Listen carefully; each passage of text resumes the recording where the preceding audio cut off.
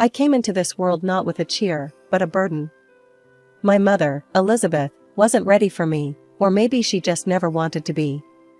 It's hard to tell the difference when you're the unwanted one. From my first breath, I was more a problem than a person in her eyes. "You never stop crying, do you?" she would hiss during those long nights of my infancy. Her voice was often laced with irritation, lacking the gentle touch you'd expect from a mother. My father, Michael, was different. He was the one who stepped up, trading sleep for soothing walks with me in his arms, while my mother locked herself away in silence. "Let me take her, Liz," I remember him pleading one night, his voice as soft as the blankets he wrapped me in. "You need to rest." As I grew, the gap between my mother's affection and indifference widened, especially when Emily was born. Suddenly, there was light in my mother's eyes, but it wasn't for me. "Look at her, Michael. She's perfect," Mom cooed over Emily, something I never heard directed at me. The differences were stark. While Emily slept quietly in her arms, I was often left playing alone or trying to help around the house.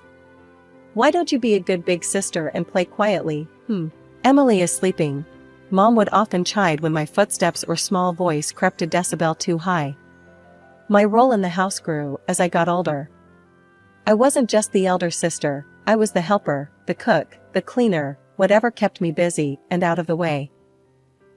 As time went on, I learned the art of invisibility at home. It was easier to blend into the background, to anticipate needs before they were spoken.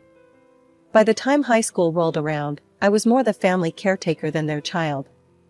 "Anna, make sure the laundry's done and dinner's ready by 6, Mom would command as she left with Emily for another shopping trip, their laughter a bitter sound as it faded down the hallway.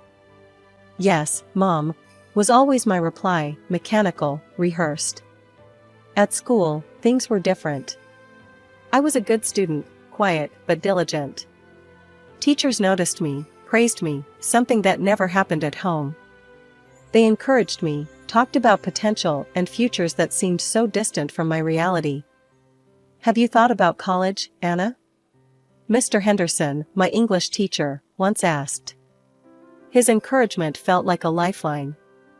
"I'd like to, sir. I really would," I admitted, a flicker of hope stirring within. Those moments, rare and precious, were what fueled me. They made the long days and lonely nights bearable. They whispered of a life beyond the confines of my mother's cold indifference and the shadow of my sister's favored existence. A life where maybe, just maybe, I could be seen for who I was, not just for what I could do for others. By the time I graduated high school, I had my plan all mapped out. It wasn't anything fancy, just a simple escape from a home that felt more like a prison. The day I turned 18, I packed my bags, mostly filled with second-hand clothes, and a few cherished books. "You really going through with this?" Dad asked, his face lined with worry as he watched me stuff a duffel bag. "Your mom's gonna flip, you know. She expects you to stick around, help out with the house, with Emily." I zipped up the bag with more force than necessary. "I know. But I can't stay here, Dad. I gotta try and make something of myself." I moved into a tiny apartment on the edge of town, close enough to my new job at a local diner. The work was hard and the hours were long, but every paycheck was a step closer to my goal. The diner was a noisy, bustling place, filled with the clatter of dishes and the constant chatter of customers. I learned to keep my head down and my hands busy. Nights were spent in a cramped study corner of my apartment, textbooks spread out as I worked through community college applications. I was determined to be more than a waitress, more than what my mother said I'd be. "Why you both airin' with all that school stuff?" my neighbor, Jo, once asked when she caught me buried in paperwork. "Ain't like it's gonna change much." "It might not," I admitted, "but it's worth a shot. I want to be a teacher, Jo. I want to do something meaningful." Jo snorted, dragging on her cigarette. "Well, good luck with that, kid. This world ain't kind to dreamers." Saving money became a game of numbers. Every tip went into a jar, every spare dollar tucked away for future tuition. I cut corners everywhere, lived on ramen and toast, and kept my eyes on the prize. After a year of relentless work and study, I had enough to enroll in college. I chose the local community college, affordable and within commuting distance. The day I received my acceptance letter, I felt a surge of pride like never before. Walking into my first class, I felt out of place with my worn-out jeans and second-hand textbooks, but I was there, in a seat, ready to learn. "You here for the early childhood education program?" a girl next to me asked, her pen tapping nervously on her notebook. "I'm Sarah. We should study together, maybe?" "Sure, Sarah. I'm Anna. I'd like that." College was a whole new world, one where I wasn't just the forgotten daughter or the hardworking waitress. I was a student, a peer, and soon, I found myself part of a community. Evenings were still spent at the diner, but now my days were filled with lectures, group projects, and a growing belief that I could really make this happen. I could become someone who made a difference. The path wasn't easy. There were moments of doubt, of fear that maybe Joe was right, that maybe the world wasn't kind to dreamers. But every time I helped a classmate understand a tough concept, or received praise from a professor, I knew I was where I was supposed to be. By the time my second year of college rolled around, I was deep into my studies and working the evening shift at the diner. One evening, as I balanced a tray full of burgers and shakes, my phone buzzed in my apron. It was an email from the college financial office. My heart skipped. This was it, the scholarship decision. I waited until my break, hands shaking as I logged in to read the email. "Congratulations," it began. "We are pleased to inform you." I didn't need to read the rest, I had done it. A full ride for the next year. I let out a breath I didn't even know I was holding and slid down against the wall, relief washing over me. The following weeks flew by in a blur of exams and late-night shifts. But with my financial worries eased, I was able to focus more on what I really loved, learning how to teach. As the semester ended, I started applying for teaching positions, each application sent with a mix of hope and nerves. One afternoon, while I was setting up for a job fair, my old classmate, Sarah, bumped into me. "Listen, are you still looking for a job? My aunt's school is looking for a new primary teacher. You should totally apply." I followed up on Sarah's tip and landed an interview. The night before, I practiced answers to possible questions in front of my mirror, determined to come off as confident and competent. The principal, Mr. Davis, was a stern-looking man who softened a bit as we talked. "Why do you want to work with children?" he asked, peering at me over his glasses. "Because I believe every child deserves a champion, an adult who will never give up on them, who understands the power of connection and insists they become the best they can possibly be." I walked out of there feeling like I had just won my second scholarship. A week later, I got the call. I was in. I was going to be a teacher. After years of working tirelessly as a teacher and constantly hitting the books at night to stay ahead, I decided it was high time to invest in a proper laptop. Walking into the tech store, I was more than a little out of my element. Rows of shiny, high-tech gadgets lined the walls, each one promising the world. I must have looked lost because a guy with a friendly smile and a name tag that read Tom approached me. "Need some help finding something?" he asked, his tone friendly. "Yeah, I'm looking for a laptop that can handle a lot of multitasking and won't give up on me in a year," I replied, hoping I sounded like I knew what I was talking about. Tom nodded, showing me a few models and explaining the specs in a way that didn't go right over my head. "This one here would be perfect for what you need, and it's within budget." As he rang up the sale, he gave a casual, "You know, you seem really into your work. If you ever need tech advice, or any advice, really, here's my number." We started texting, casual at first, then daily. Dates followed, easy nights out where the laughter flowed as freely as the conversation. But whenever things edged towards serious, Tom was quick with the brakes. "We're still young, Anna. There's no rush," he'd say, every time I hinted at something deeper. I didn't push it. I was busy enough, and having someone even just to laugh with felt like a win. But then, one lazy Saturday morning, as I was enjoying my coffee and the rare chance to sleep in, my phone rang. It was Mom, which was unusual enough to spike my heartbeat. "Anna, it's your dad. He's really sick. You should come." The weight in her voice pulled me upright. "I'm on my way." Tom, sprawled on the couch, sat up. "Everything okay?" "It's my dad. I have to go see him. He's sick." "I'll come with you," he offered, and something in his tone made it clear he wasn't asking. We drove in silence, the tension thick. As we pulled up to the family house, his whistle cut through the quiet. "Damn, Anna, you didn't say you grew up in a mansion." "It's not as glamorous as it looks," I murmured, my stomach knotting up as we walked to the door. Inside, Mom and Emily were the picture of superficial concern. I introduced Tom, their smiles a little too polished. "Nice to finally meet the man making our Anna so happy," Mom cooed, her eyes appraising. "We were just talking about the future," Emily chimed in, eyeing Tom like a new accessory she might like to try. I barely listened, my focus on getting to Dad. He was propped up in bed, looking so frail it knocked the breath from me.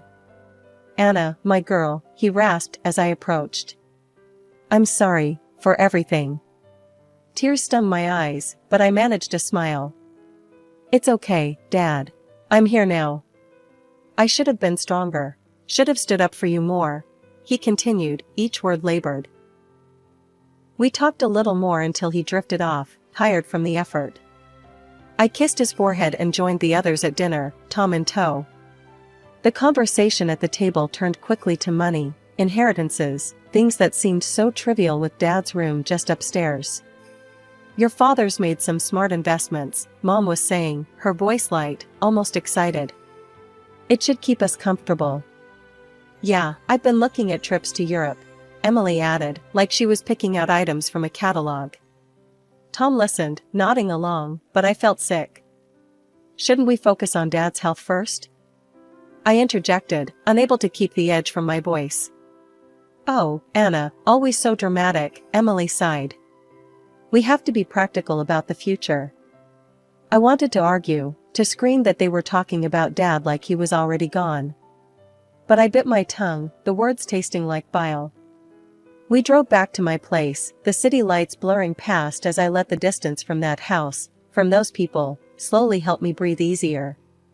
Coming back from that unsettling dinner at my parents' place, Tom seemed more contemplative than usual. We'd barely closed the door to my apartment when he turned to me, his expression serious. "Anna, I've been thinking a lot lately," he began, running a hand through his hair. "Marry me, Anna." The proposal was as unexpected as a thunderclap in clear skies. "What? Tom, where is this coming from?" "I know it's sudden," he admitted, stepping closer. "But today, seeing everything. I just know I want to be there for you, for good. We don't need anything big, just us, together." His words, sincere and raw, cut through the confusion. I loved him, that much was clear. And maybe, just maybe, he was the solid thing I could hold on to. "Okay, yes," I said, the decision feeling right despite the chaos of my thoughts. We didn't wait.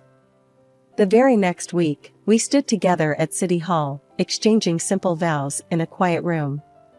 No frills, no grand speeches, just a promise to each other. But even the warmth of new marriage couldn't shield me from the concern for my father. His health was deteriorating, each visit painting a starker picture than the last. One afternoon, as I sat beside his bed, holding his hand while he dozed, he stirred and looked at me with a clarity that had become rare. "Anna," he murmured, squeezing my hand. "When I'm gone, there'll be something for you.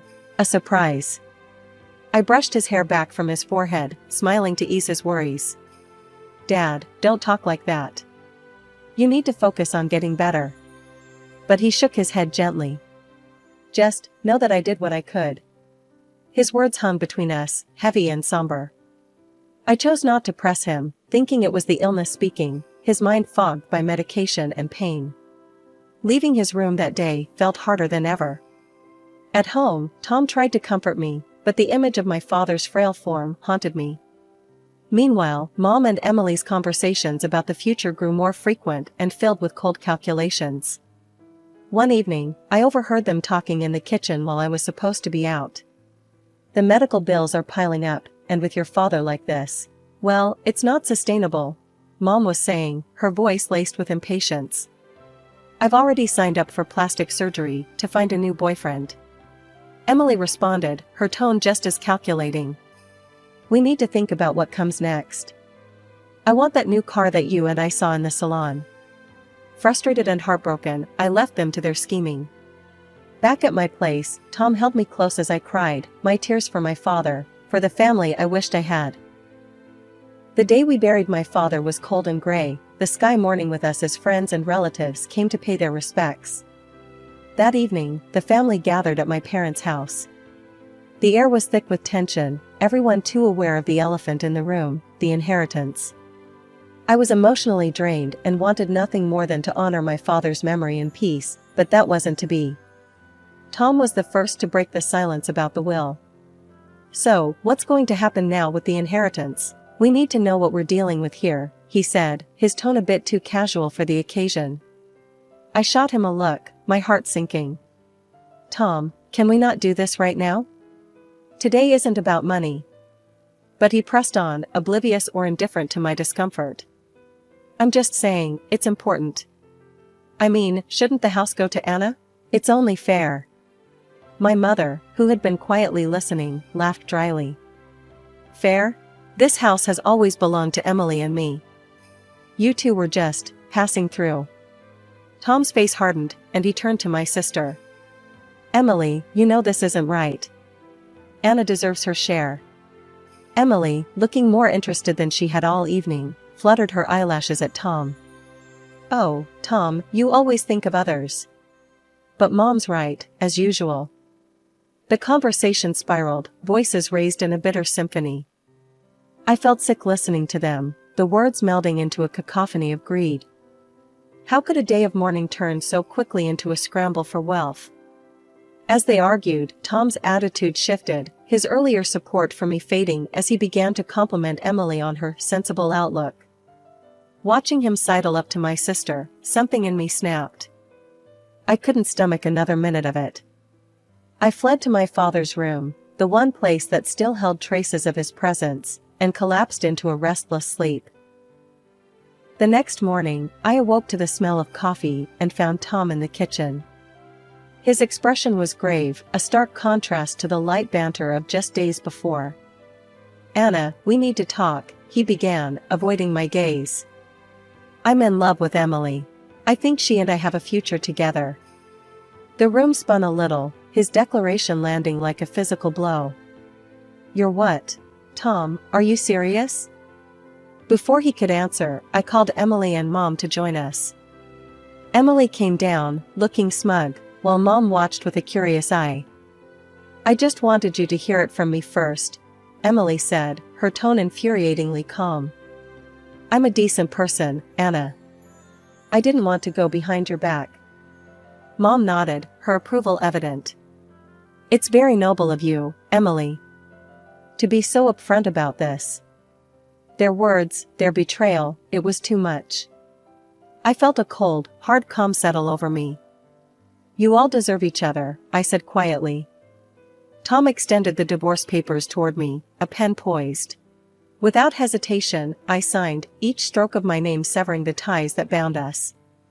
"You'll get your things through a courier. Don't come back." With that, I walked out of the kitchen, out of the house, and didn't look back. I was free now, and with that freedom, a new path lay open. A path I would walk alone, but at least it was mine, honest and unencumbered. 2 weeks later, we all got back together in the notary's sterile office, about to hear the reading of my father's will. The air was tense, thick with unspoken accusations and bitter expectations. Mom and Emily were chatting in hushed, anxious tones, while Tom looked uncomfortable, shifting in his seat next to Emily. The notary, Mr. Clarkson, a severe-looking man with glasses perched on the tip of his nose, cleared his throat and began reading the will. I sat there, my hands folded in my lap, bracing for whatever came next. To my daughter Anna. Mr. Clarkson read, his voice neutral. I leave the sum of $400,000. The room went silent for a heartbeat before chaos erupted. Mom's face turned a shade of red I knew too well as her financial desperation spilled out. I have debts, Anna. Your father knew. He promised he'd take care of us. She shrieked, her voice cracking under the strain. Emily joined in, her voice sharp and accusing. And what about me? I'm getting married to Tom. We need that money for a proper wedding. You don't need all that money, Anna. I stared at them, the sheer audacity rendering me momentarily speechless. Tom, meanwhile, tried to play the affection card, stepping toward me with open arms. I've missed you, Anna. I've made a mistake. I only ever loved you. Before he could reach me, Emily yanked him back by the shirt, her eyes wide with betrayal. Tom, what are you doing? He tried to wriggle free from her grasp, but Emily's grip was tight, her nails practically digging into his skin. Enough. Mr. Clarkson's voice boomed through the room, louder than I'd ever heard. If you cannot behave in a civilized manner, I will have to ask you to leave. And if necessary, I will call the police. The threat of authority seemed to pierce through the chaos, bringing a sudden, sullen silence to the room. Mom and Emily, with crocodile tears streaming down their faces, turned to me once more. Anna, please, my mother begged, her voice softening to a manipulative whisper. Think of your family. Emily, still clinging to Tom, echoed her plea. We're your family, Anna. Don't we mean anything to you? Looking at them, at their false tears and desperate faces, something inside me hardened. These were not the actions of a family, they were the actions of vultures dressed in familiar skins. No, I said firmly, my voice steady, despite the shaking of my hands. This money is what Dad wanted me to have. He knew I would use it wisely, not squander it on debts or lavish weddings. Tom, Emily, and Mom stared back, a mixture of shock and indignation written across their faces. You'll regret this, Anna. You won't be happy with this money, Mom hissed as I turned to leave. Maybe, I replied, pausing at the door. But I'd rather find that out on my own, without any of you. As I stepped into the sunlight, the cool air felt like the first breath of a new life, one where I was no longer bound by the toxic ties of those who shared my blood but not my values. I used the money to open a small private kindergarten. It was something I'd dreamed of, a place where children could feel loved and valued, the way I wished I had felt growing up. The process wasn't easy. There were permits to obtain, a property to renovate, curriculums to design, and staff to hire. But every step felt right. I named it Bright Beginnings, a nod to the new start it represented for me and the children we would serve. Business was good, better than I had hoped. Parents loved our approach, and word of mouth spread. Soon, we were at full capacity, and I began planning an expansion. One day, while reviewing blueprints with my assistant, Jenny, my phone buzzed with an update from a name I hadn't seen in a while, Rachel, a mutual acquaintance of my family. Hey Anna, thought you should know, your mom and Emily sold the house. They had to move out of town, ended up in a small place. Not much left after settling their debts. She texted. I stared at the screen for a long moment. Thanks for the update, Rachel. I typed back, a mix of emotions swirling through me. As the days turned into weeks, Bright Beginnings grew not just in size, but in reputation. It was during this busy time that Tom reappeared, as unexpectedly as he had exited my life. I was returning from a meeting when I found him standing outside my apartment, a huge bouquet in his hands and that same charming smile plastered on his face. Anna, hey, I've been thinking about you, he said as I approached, trying to hand me the flowers. I stopped short, my keys in my hand, an incredulous laugh escaping me. Really, Tom? After everything, you think flowers will fix it? Come on, Anna. I made a mistake. Can we talk? His voice was coaxing, his smile faltering just a bit. I looked at him, really looked at him, and all I saw was the same selfishness, the same opportunism. No, Tom. We can't. There's nothing for you here. He lingered for a moment, the smile finally slipping off his face as he realized I was serious. Then, with nowhere left to push, he turned and left, the discarded flowers lying wilted by my doorstep. The next few months flew by. Bright Beginnings became not just a daycare, but a cornerstone of the community. We hosted family events, workshops for parents, and continued to expand our services. As I watched the children play in the newly added outdoor play area, their laughter ringing clear and true, I felt a sense of accomplishment and peace. I had built something lasting, something meaningful.